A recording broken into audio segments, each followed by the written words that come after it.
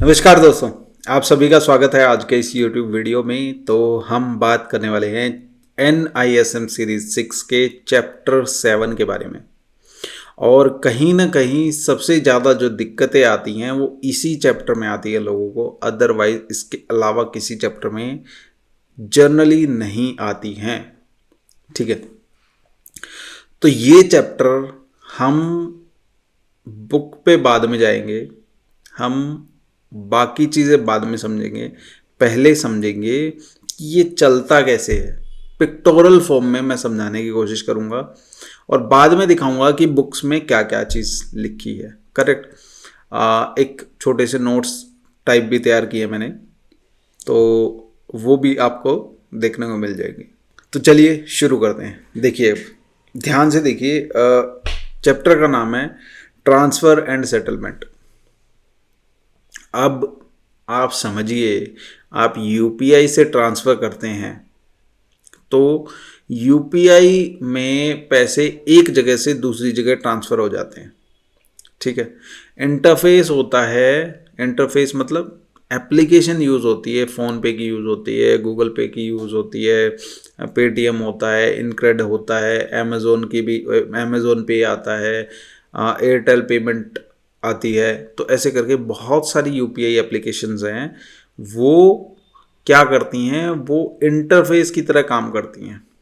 आपका बैंक कुछ और होता है, वो इंटरफेस की तरह काम करती है और सामने वाले के पास पैसा चला जाता है।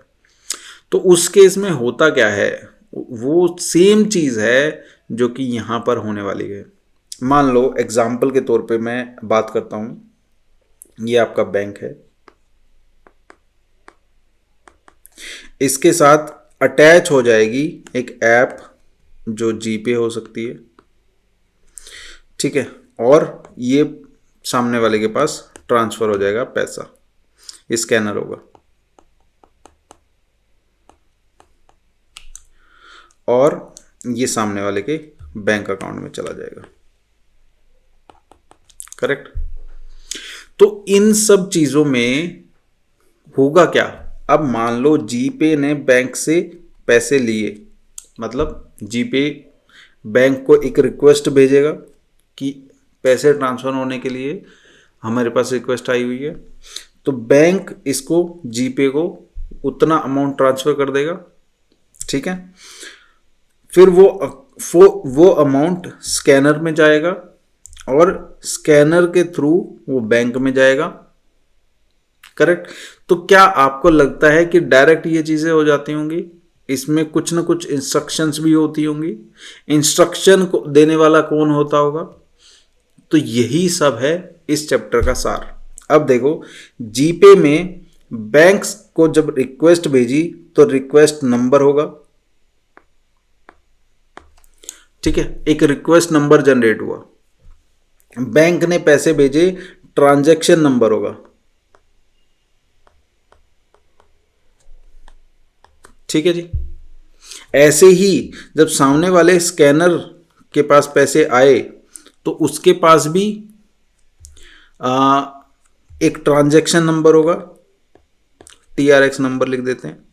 और बैंक में पैसे जमा हो गए, इस बैंक में पैसे जमा करवाना चाहते हैं, उसका भी एक रिक्वेस्ट नंबर होगा कि इतना पैसा जमा होने के लिए आ रहा है। एक रिक्वेस्ट रेज हुई और वहाँ से जब जमा हो गई तो ट्रांजैक्शन नंबर जनरेट हो गया। ये आपका ट्रांजैक्शन नंबर है। तो ये सारा प्रोसेस, क्या आपको नहीं लगता कि क्लियरिंग मेंबर क्लियरिंग हाउस भी करते होंगे? ठीक है, तो इसी के बारे में है पूरा का पूरा चैप्टर कि किस तरीके से ये चीज़ें ट्रैवल करती हैं। ठीक है, तो अब आ जाते हैं बेसिक स्ट्रक्चर पे। बिल्कुल बेसिक पे चलेंगे। ठीक है, सबसे पहले जोमेटो की बात कर लेते हैं।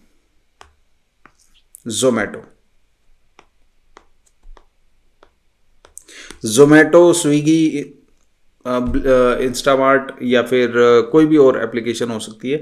जोमेटो का नाम मैं इसलिए ले रहा हूं क्योंकि सब लोग रिलेट कर पाते हैं। देखो, ये इंटरफेस है। इंटरफेस मतलब एप्लीकेशन। इंटरफेस का मतलब कुछ और ना समझें, इट इज़ जस्ट एप्लीकेशन। किसी को इंटरफेस फैंसी वर्ड लग रहा हो तो एप्लीकेशन की हम बात कर रहे हैं। ठीक है, अब देखिए जोमेटो पे बहुत सारे मेन्यूज बनाए गए हैं, करेक्ट। बहुत सारी चीजें लिस्ट हो रखी हैं किस पे, जोमेटो पे। हलवा पूरी ऐसे करके, पूरी भाजी, सैलेड, आपका dhokla, fafda, vada pav, south Indian foods, Italian foods, breads, crumbs, soups, बहुत सारी चीज़ें जा रखी हैं किस पे, जोमेटो के एप्लीकेशन पे। अब डालने वाला कौन है, डालने वाला है कोई भी रेस्टोरेंट, थियोब्रोमा लिख देते हैं, थियोब्रोमा। ये एक रेस्टोरेंट है, शगुन एक रेस्टोरेंट है, ठीक है।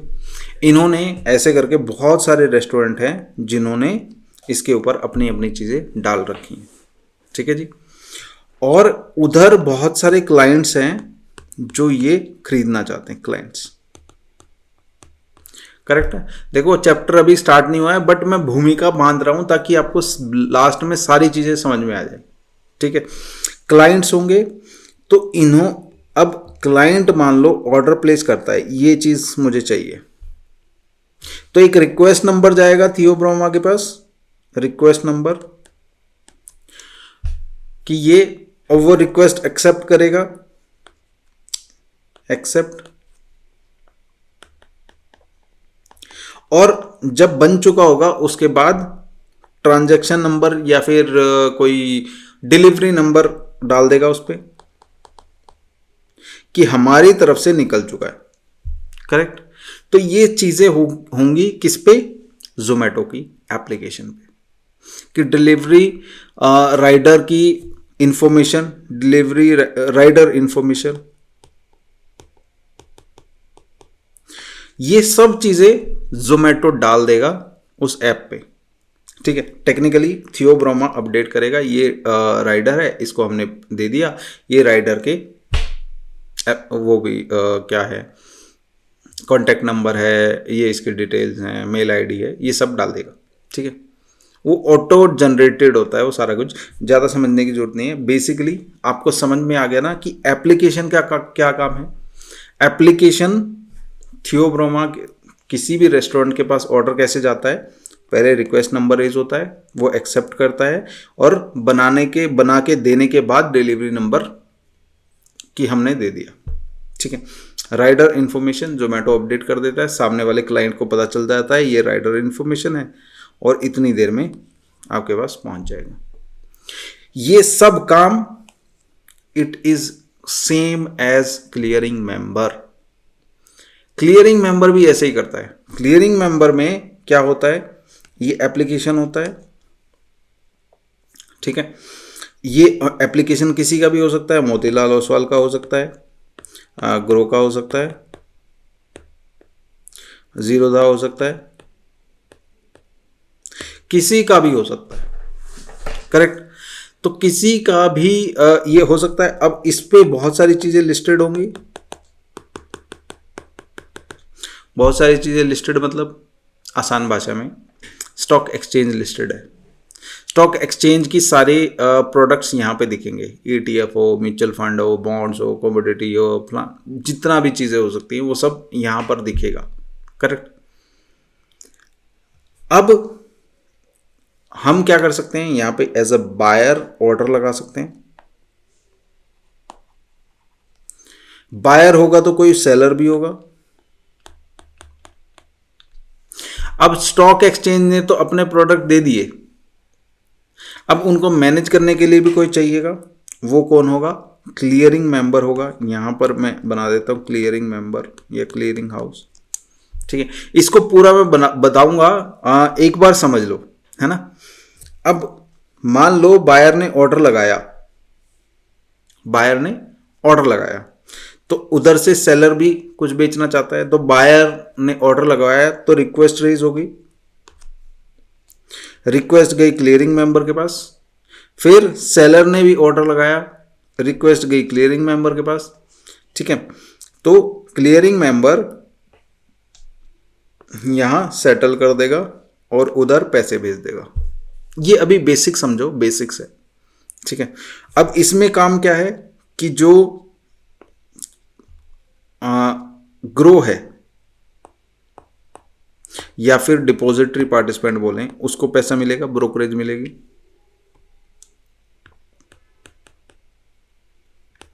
जो एक्सचेंज है उसको पैसे मिलेगी, ब्रोकरेज। एसटीटी लगेगा, जीएसटी लगेगा, ठीक है। तो ये सारी चीजें होंगी, करेक्ट। अभी हम पूरा खेल समझने वाले हैं। आपको बेसिक समझ में आ गया ना अभी तक? अब देखो, अब बनाता हूं पूरा का पूरा चार्ट। ये सारा चीज जब आपको समझ में आएगा तो उसके बाद चार्ट बनेगा पूरा का पूरा, ठीक है। देखो, देखिए बॉस, डिपॉजिटरी होती है, डिपॉजिटरी।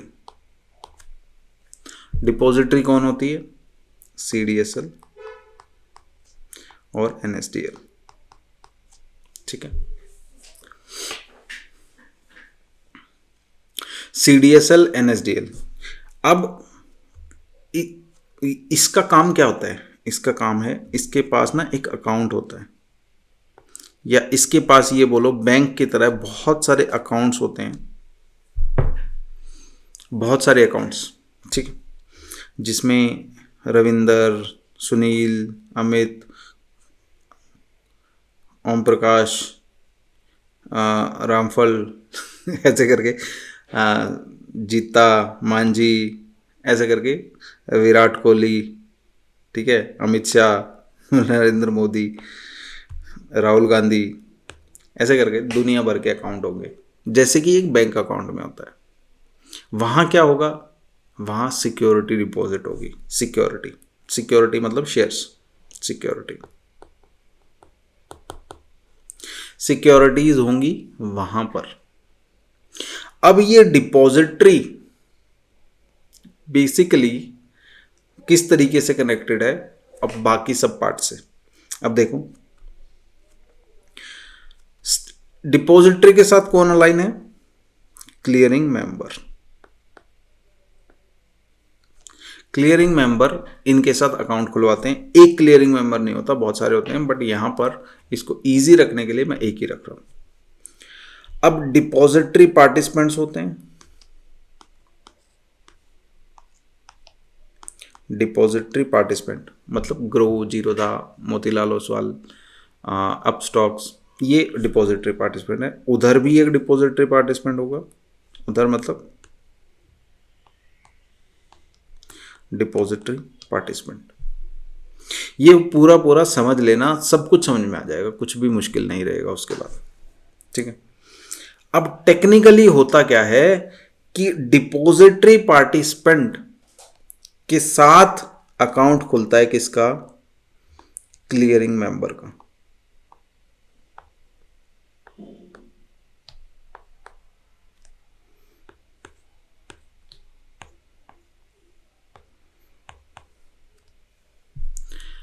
मतलब डिपॉजिटरी का जो सारा का सारा एक्सेस है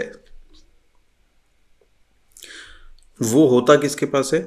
क्लियरिंग मेंबर के पास। और डिपॉजिटरी के साथ अकाउंट भी कौन खोलता है?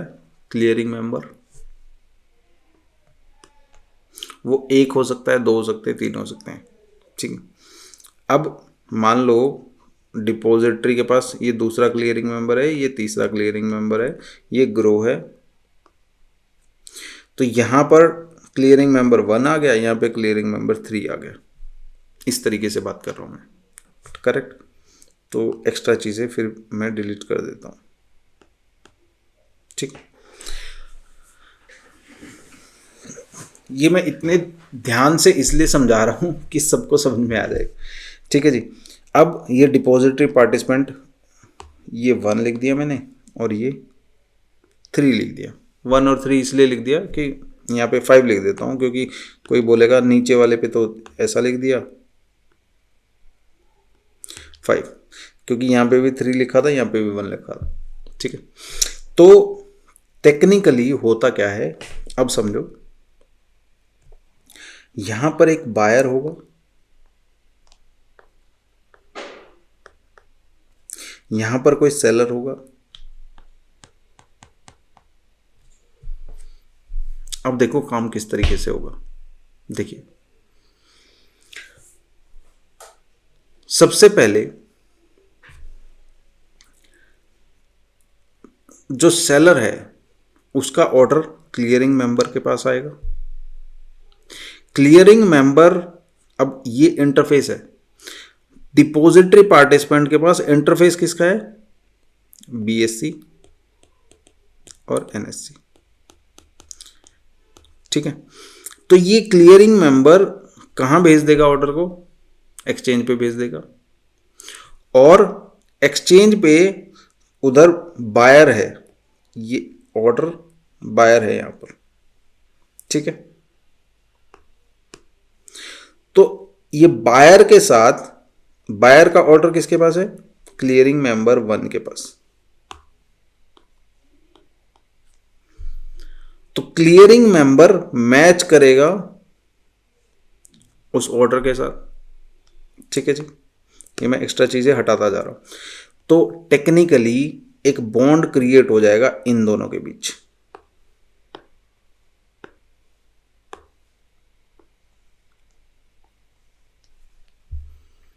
ठीक है। एक्सचेंज पे ऑर्डर मिल गया दोनों को, तो होगा क्या, क्लियरिंग मेंबर बायर के जो रुपीज हैं वो क्लियरिंग मेंबर के अकाउंट में आ गए, और उधर सेलर के जो शेयर्स हैं वो क्लियरिंग मेंबर के अकाउंट में आ गए। इधर से रुपीज आएंगे और उधर से शेयर्स जाएंगे। और किस किस प्लेटफॉर्म पे, किस पे हो रहा है, डिपॉजिटरी पार्टी, मतलब ये कौन था, लेट सपोज मोतीलाल ओसवाल। मोतीलाल ओसवाल से शेयर्स निकल के ग्रो में आ गए, ठीक है। मोतीलाल से शेयर्स निकल के ग्रो में आ गए, और ग्रो से पैसे निकल के मोतीलाल में चले गए, करेक्ट। फिर से ये एक्स्ट्रा चीजें डिलीट कर देते हैं।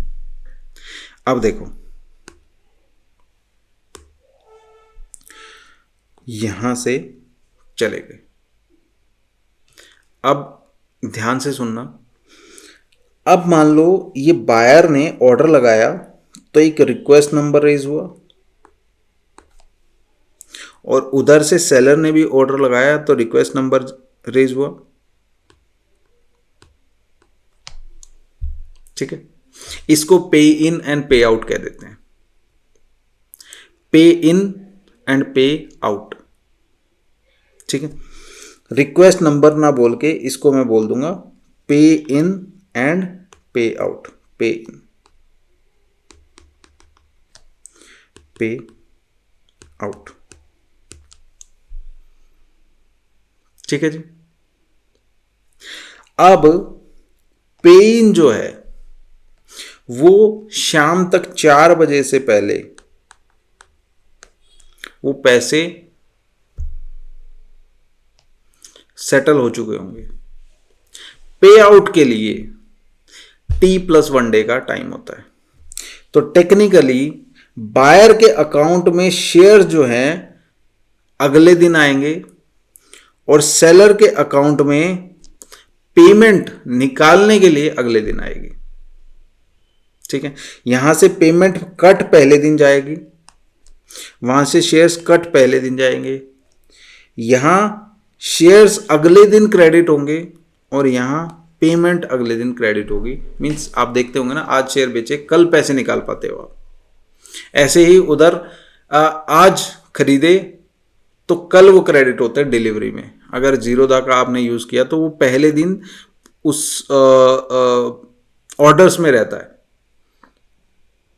अगले दिन वो डिलीवरी में आता है, ठीक है। यही चीज सबके साथ होती है, करेक्ट। सबके साथ मतलब शेयर्स के साथ, आपका ऑप्शंस के साथ, फ्यूचर्स के साथ, ईटीएफ के साथ, म्यूचुअल फंड के साथ, सबके साथ। करेक्ट। तो ये पूरा का पूरा समझ में आया। जब शेयर्स, अब लास्ट भी सुन लो, जब शेयर बायर के अकाउंट में आ गए तो वो इंटरफेस पे तो दिखते रहेंगे डिपॉजिटरी पार्टिसिपेंट के, लेकिन वो शेयर्स सिक्योरिटी अकाउंट में चले जाएंगे जो कि सीडीएसएल एनएसडीएल के पास है। करेक्ट। तो एक्चुअल होल्डर हो आप, लेकिन आपका अकाउंट कहां पे है? सीडीएसएल एनएसडीएल में। ये पूरा स्ट्रक्चर सेकंड्स में चलता है, सेकंड्स में। ये समझ में आया सबको? ये पूरा एफर्ट किया था मैंने ताकि आपको समझ में आए। बीएससी एनएससी, ठीक है। ये पूरा स्ट्रक्चर आपको समझ में आ गया होगा। अब आरटीए भी साथ साथ बता देता हूं। यहां पर ये अकाउंट आरटीए देख सकता है और वो भी काम करता है, वो आगे वाले, हालांकि मैंने पहले भी डिस्कस किया हुआ ये, बट स्टिल ये पूरा रंगमंच होता है सुबह 9:15 से लेके 3:30 बजे तक। करेक्ट। ये है ऑनलाइन डिलीवरी, मतलब ऑनलाइन मतलब ऑनलाइन।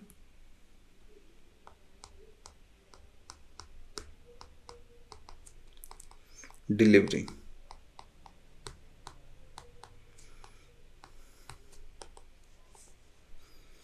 ठीक है जी। अब जब पे इन होता है तो, और पे आउट होता है तो डिलीवरी इंस्ट्रक्शन स्लिप्स जारी होती है। जब पे इन हुआ तो यहां पर DIS,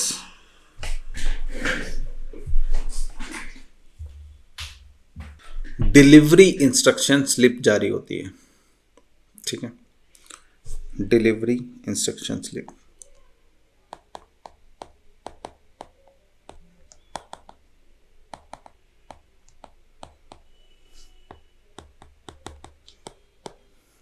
करेक्ट। तो ये चीज होती है। ये पूरा का पूरा समझ में आया। अब समझो ऑफलाइन में क्या होता है। ऑफलाइन में, ऑफलाइन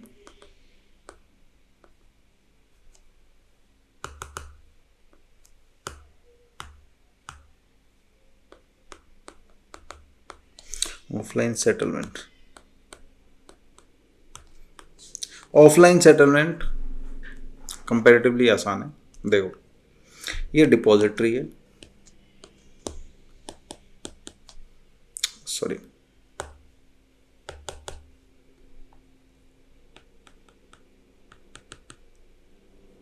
ठीक है जी। तो डिपॉजिटरी किसके साथ कनेक्टेड है? डिपॉजिटरी पार्टिसिपेंट के साथ, और बायर सेलर, ठीक है जी। दोनों साइड लगा देते हैं।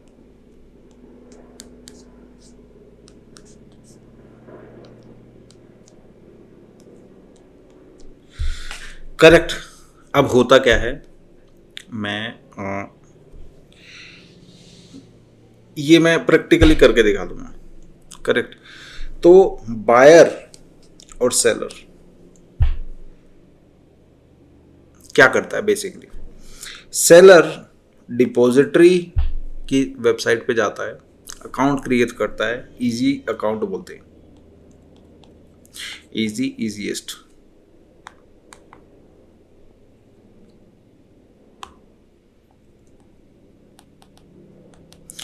इजी और इजीएस्ट अकाउंट क्रिएट करते हैं, और डिपॉजिटरी पार्टिसिपेंट उसको ऑथेंटिकेट करता है। ठीक है जी। उसके बाद सामने वाली डिपॉजिटरी जहां शेयर भेजने हैं उसके साथ लिंक क्रिएट किया जाता है। ठीक है, उसके साथ लिंक क्रिएट किया जाता है, ऑथेंटिकेट किया जाता है, ऑथेंटिकेट। उसके बाद सेलर यहां से शेयर्स भेजता है इस वेबसाइट के थ्रू और वो बायर के अकाउंट में चला जाता है, बायर के अकाउंट में चला जाता है। करेक्ट। ये चीज़ मैंने प्रैक्टिकली खुद की हुई है, कई बार की हुई है। ठीक है, तो उसमें होता क्या है, ईजीएस्ट अकाउंट खुलता है। ईजीएस्ट अकाउंट में सबसे पहले आपको ऐड करना पड़ता है कि कहाँ आप ट्रांसफ़र करने वाले हो। ठीक है, ऐड करने के बाद ऑथेंटिकेट करना पड़ता है। आधार कार्ड पैन कार्ड से ऑथेंटिकेट करते हो। डिपॉजिटरी पार्टिसिपेंट उसको वेरीफाई करता है और फाइनली शेयर्स ट्रांसफ़र कर देते हैं। ये सब चीज़ें होती हैं। करेक्ट। ये ऑफलाइन मार्केट में होता है। ये मैं लास्ट में वीडियो अटैच कर दूंगा कि किस तरीके से किया जाता है। करेक्ट। ऑफलाइन सेटलमेंट, ये पूरा सिस्टम है जिस तरीके से परफॉर्म होता है। अब आ जाते हैं कि इसके मैंने कुछ नोट्स बनाए हुए हैं, एक बार देख लो कि टेक्निकली होता क्या है जो बुक में दिया हुआ है। बुक में दिया हुआ है ये ऑफलाइन सेटलमेंट दिया हुआ है। ऑफलाइन सेटलमेंट मैंने बाद में पढ़ाया है, पहले पढ़ाया है ऑनलाइन सेटलमेंट। तो ऑफलाइन सेटलमेंट में बायर उधर सेलर, तो यहाँ से 1-1 और फिर 2-2 और 3-3। तो पहले टेक्निकली इस तरीके से शेयर्स ट्रांसफ़र होते हैं, वो मैं बताऊंगा लास्ट में, फिर भी वीडियो अटैच कर दूंगा। फिर आ जाता है ये यहाँ पर लिखा हुआ है delivery instruction slip. Delivery instruction slip भी होती है और इंस्ट्रक्शन आईडी भी क्रिएट की जाती है। ठीक है, इसके बाद ये ऑनलाइन मार्केट सेटलमेंट किस तरीके से होता है ये पूरा का पूरा बताया हुआ है कि सेलर होता है, फिर बायर होता है, ब्रोकर्स होते हैं, क्लियरिंग हाउस क्लियरिंग मेंबर के साथ अटैच होते हैं। ठीक है, उधर ये ऊपर होती है सबसे ऊपर डिपॉजिटरी। ये मैंने बहुत अच्छे से समझाया है, इस बुक में शायद आपको समझ में ना आए, लेकिन मैंने अपनी तरफ से थोड़ा सा इसमें ट्रिक्स किए हैं ताकि आप लोगों को समझ में आ जाए। ठीक है, इसके बाद यहाँ पर दी हुई है कि मार्केट टाइप्स, मतलब डिलीवरी इंस्ट्रक्शन स्लिप में क्या क्या लिखना होता है। मार्केट टाइप्स, कौन सी मार्केट से आपने लिया है, बीएससी से लिया है, एनएससी से लिया है, उसमें किस तरीके का प्रोडक्ट आपने खरीदा है वो मेंशन करेगा। वो कौन मेंशन करेगा? क्लियरिंग हाउस मेंशन करेगा, है ना। सेटलमेंट नंबर उसमें देगा और कुछ सेटलमेंट कैलेंडर्स होते हैं, उसके हिसाब से सेटलमेंट की जाती है। फिर क्लियरिंग मेंबर और क्या करेगा? Clearing member registered with SEBI open clearing member account for settlement. ये मैंने बहुत पहले बताया हुआ है, अगर आपने स्टार्टिंग से वीडियोस देखे हैं तो मैंने बताया हुआ है कि clearing member SEBI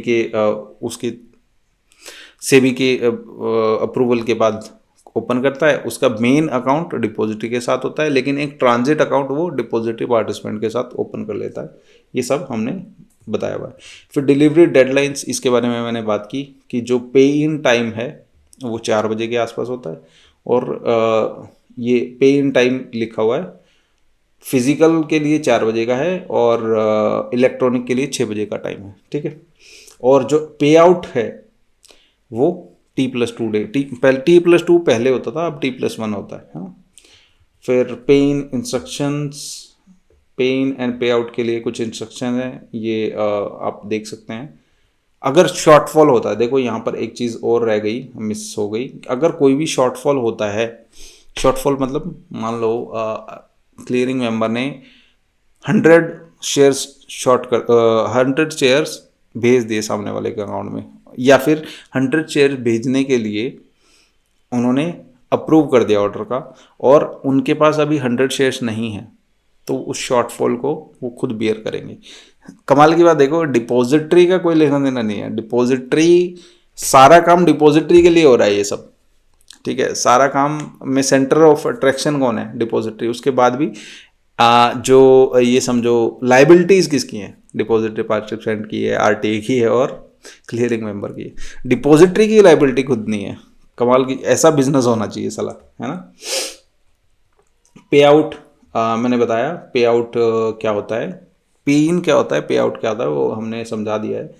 correct. Inter settlement transfer क्या होता है, एक डिपॉजिटरी से दूसरी डिपॉजिटरी ट्रांसफर करना, उसको इंटर, जैसे कि हम CDSL टू CDSL अकाउंट्स में ट्रांसफर करते हैं, वैसे ही CDSL टू NSDL भी कर सकते हैं। वो मैं एक वीडियो हो सकेगा तो अटैच कर दूंगा, ठीक है। अब इसके बाद इजी अकाउंट, ईजीएस्ट अकाउंट मैंने बता दिया, ये 2 तरीके के अकाउंट खुलते हैं CDSL में, ठीक है।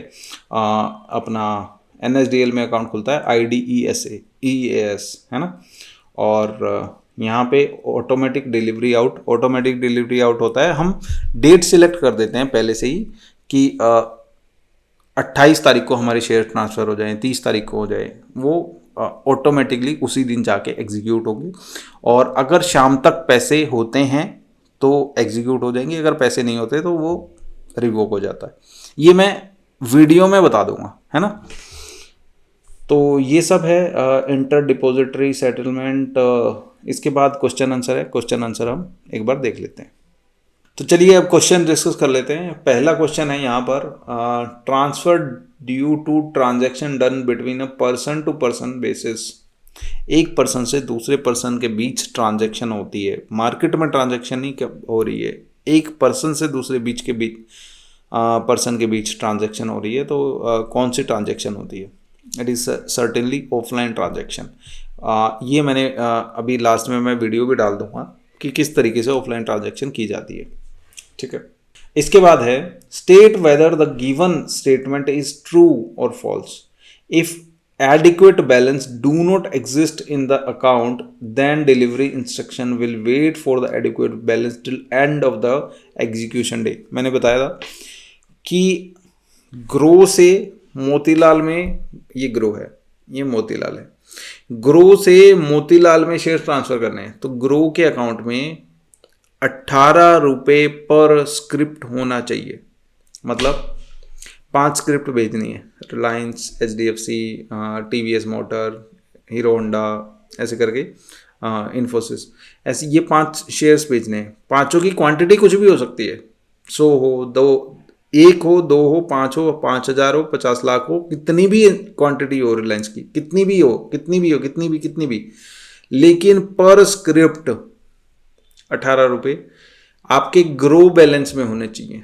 उसके बाद ये 5 शेयर्स यहाँ से उठ के दूसरी साइड जाएंगे, दूसरे अकाउंट में जाएंगे, ठीक है। तो जो भी डेट डाली होगी उस डेट के एंड डे तक वेट करेंगे कि भाई पैसे होंगे तो भेज देंगे, नहीं तो दोबारा करना वो सब, ठीक है।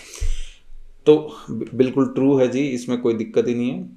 अब आ जाता है जी थर्ड क्वेश्चन की बात कर लेते हैं। If a broker gives dash of his clients to clearing corporation or clearing houses, then payout securities are directly credited in the client account by the clearing corporation or clearing houses। क्या दिया जाता है जब clearing house और clearing member directly security credit करते हैं? Security credit करते हुए क्या दिया जाता है? उसमें बताया, ब्रेकअप दिया गया होगा ना कि ये खरीदा कितने पे है, चार्जेस कितने लगे, तो इसमें क्या क्या लिखा होगा? इस स्लिप में स्लिप दी जाती है और वो है पे आउट ब्रेकअप स्लिप, ठीक है। तो इसमें बी आंसर होगा। फोर्थ क्वेश्चन आ जाते हैं, हु इज रिक्वायर्ड। देखो जब भी आप भेजोगे UPI से भी ट्रांजैक्शन करोगे तो ID आएगी ना उसमें, तो बताया गया रहता है कि ये ट्रांजैक्शन ID है। अगर उसमें कुछ खर्चा भी होगा तो वो भी बताया गया होगा। क्रेडिट कार्ड में बिल आता है, GST लगा है इस ट्रांजैक्शन पे, वो पूरा बताते हैं। ऐसे ही है ये, यहाँ पर भी सेम है, ये क्रेडिट कार्ड जैसा ही है या बैंक अकाउंट जैसा ही है, कुछ खास फर्क नहीं है इसमें, ठीक है। Fourth question, who is required to give the inter settlement instruction to the participant for security lying with in a same clearing member account but in different settlement of a pocket. कौन instruction देगा जी?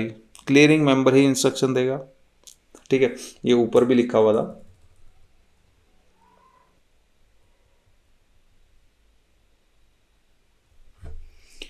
ये एक तो ये चीज़ लिखी हुई है यहाँ पर, if balance is insufficient wait till the end of the day and still if still insufficient instructions fails. ठीक है, एक तो ये चीज़, ये क्वेश्चन आया हुआ है।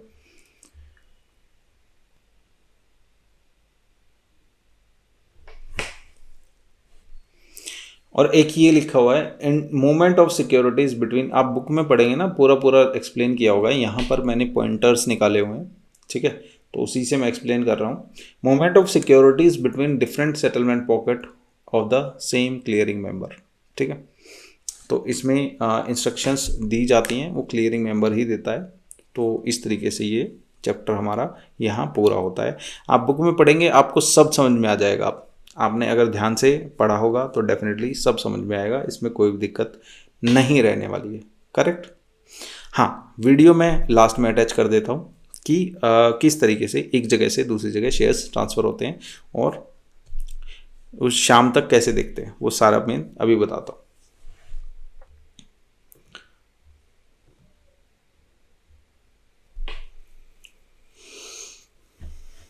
देखिए दोस्तों, यहाँ पर जो आपको दिखाई दे रहा होगा ना, वो दिखाई दे रहा है मेरा अकाउंट जो कि ज़ीरोधा पे है। करेक्ट, ये यहाँ पर ज़ीरोधा दिखाई दे रहा होगा आपको। और ये मैंने ईजीएस्ट अकाउंट बनाया हुआ है, लॉगिन मैंने कर लिया है। लॉगिन किस तरीके, ये सब हम नहीं बात करेंगे, सिंपल बात करेंगे कि इस यहाँ पर हम क्या क्या कर सकते हैं। देखो, यहाँ पर नीचे आके, सबसे नीचे आके हम क्या करेंगे, बीओ लिंकिंग, मतलब एक बीओ आईडी से दूसरे बीओ आईडी में भेजने के लिए बीओ लिंकिंग सेटअप पे मैं क्लिक करूँगा।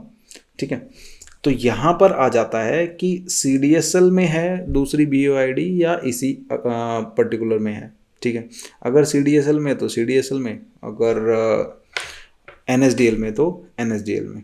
तो यहाँ पर मैं बीओ आईडी डाल दूंगा। लेट सपोज मैं अभी डाल देता हूँ किसी की, ये सब डिटेल डाल के मैं सबमिट कर देता हूँ। और सबमिट करने के बाद मैं यहाँ पे फिर से आ जाता हूँ बीओ लिंकिंग डिटेल्स में। ये ऐड होने के बाद ये यहाँ पर आ जाएगा कि ये वेरीफाई हो चुका है। ठीक है, और वेरीफाई करने के लिए आपके पास लिंक आएगा, लिंक से वेरीफाई कर देंगे। अब हम यहाँ से शेयर्स एक जगह से दूसरी जगह ट्रांसफ़र कर सकते हैं। मान लो ट्रांजैक्शन में हम सेटअप पे जाएं, तो सेटअप पे जाने के बाद मेरे पास कई सारी चीज़ें होंगी। लेट सपोज बल्क सेटअप पे मैं ऐड करता हूँ, तो यहाँ पर जैसे ही मैं क्लिक करूँगा ना, तो क्लिक करके बीओ आईडी जहाँ मैंने शेयर्स भेजने हैं वहाँ आ जाएंगे। एग्जीक्यूशन डेट आएगा, एग्जीक्यूशन डेट में वही डेट सेलेक्ट करना है जो वर्किंग डे हो। तो लेट सपोज 10 तारीख को, मंडे को मैं ट्रांसफ़र करना चाहता हूँ कोई। ठीक है, ये ऑफ मार्केट सेटलमेंट की हम बात कर रहे हैं। ठीक है, तो यहाँ पर हम और डाल देंगे ये आइडेंटिफायर नॉट एप्लीकेबल, और यहाँ प्लस पे क्लिक करके हम कोई जो ISIN मेरे पास अवेलेबल है, लेट सपोज KPIT है, प्राज है, EMS है, इसमें से कोई भी एक भेज सकते हैं। मान लो ये वाला ISIN मैंने सिलेक्ट किया। ठीक है, 40 क्वांटिटीज़ थी, 40 में से मैं 40 भेजना चाहता हूँ, या जितनी भी भेजना चाहता हूँ, यहाँ पर वो क्वांटिटी डाल देंगे। Select reason for trade, transferring to own account, क्योंकि मेरे ही अकाउंट से मेरे ही अकाउंट में जा रहे हैं, तो ये यहाँ पर भेज दूंगा मैं। इसके बाद और भी बहुत सारी चीज़ें हैं जो आप भर सकते हो, इसमें डोनेशन कर सकते हो। ठीक है, transfer between minor to guardian. ठीक है, ये सारी चीज़ें इसमें की जा सकती हैं। बहुत सारे और भी ऑप्शंस हैं जो आप सिलेक्ट कर सकते हो, बट चूँकि मैं अपने ही अकाउंट में ट्रांसफ़र कर रहा हूँ तो ये डाल सकता हूँ। रिमार्क्स डालना चाहते हो डाल सकते हो। जैसे ही ओके करोगे तो ये हो जाएगा, और इसके बाद वेरीफाई कर दो, वेरीफाई सेव ट्रांजैक्शन कर दो। Transaction is successfully executed. ठीक है, ये ट्रांजैक्शन एग्जीक्यूट हो गई। करेक्ट। अब इसके बाद यहाँ पर जैसे ही आप देखोगे ना, ये ट्रांजैक्शन मेरी ऑफ मार्केट के अंडर आ गई, ऑफ मार्केट। ठीक है, अब मैं इसको लेट सपोज यहाँ पर क्लिक करके और इसको कमिट कर दूँ। कमिट करने के बाद ऑब्वियसली OTP आएगा, और फिर आपकी जो भी आपने पासवर्ड सेट किया होगा वो डालने के बाद मेरा ये शेयर जीरोधा से निकल के मोतीलाल में चला जाएगा, क्योंकि मेरी ये जो आईडी है ना, ये क्लाइंट काउंटर आईडी, ये मेरी मोतीलाल की आईडी, सॉरी जो मेरी मैंने लिंक की है वो कौन सी आईडी लिंक की है, ये मोतीलाल की आईडी इसमें लिंक की है, BOID, ठीक है। तो मोतीलाल में वो शेयर्स चले जाएंगे। तो ये सारा प्रोसेस है। तो अब इसमें है क्या कि जैसे ही टेक्निकली होम पे आ गया मैं, ट्रांजैक्शंस सेटअप, तो ये कब सेटल होगा ये ट्रेड तब सेटल होगा अगर मेरे जीरोधा के अकाउंट में, ये KPIT कब ट्रांसफ़र होगा, जब मेरे जीरोधा के अकाउंट में पैसे पड़े होंगे, मतलब 18 रुपये प्लस GST, मोटा मोटा 22-25 रुपये अगर उसमें पड़े होंगे, तो ये जो हमने डेट्स 10 तारीख की सिलेक्ट की थी, पता नहीं कौन सी जो भी की थी, 10 तारीख की सिलेक्ट की थी शायद, तो उस दिन अगर 20-25 रुपये अकाउंट में जीरोधा के अकाउंट में पड़े होंगे तो ट्रांसफ़र हो जाएगा, अदरवाइज नहीं हो पाएगा, ठीक है। तो शाम तक ये ऑब्वियसली वेट करेगा, नहीं तो फिर मुझे यही सारा प्रोसेस दोबारा से करना पड़ेगा। तो ये सारा था। आई होप आपको समझ में आया होगा, आप अंडरस्टैंड कर पाएंगे कि बेसिकली हम क्या समझाना चाह रहे हैं, करेक्ट। तो with this thank you so much guys for listening to us, and अगर आपको हमारा कंटेंट अच्छा लगता है तो आप डेफिनेटली सब्सक्राइब कर सकते हैं, right. Thank you so much guys, enjoy.